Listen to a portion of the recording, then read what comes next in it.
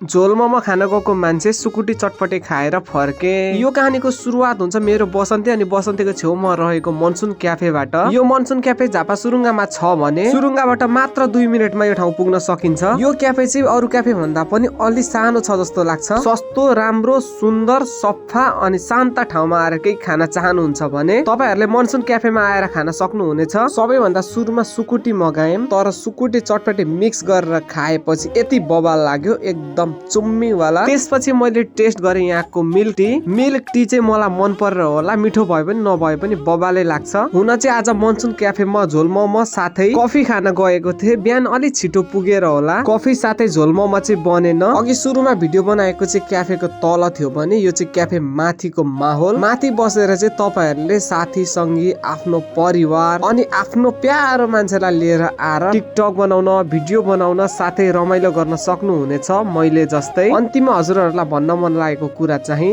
यति राम्रो ठाउँ म त आएँ, अब पालो तपाईहरुको।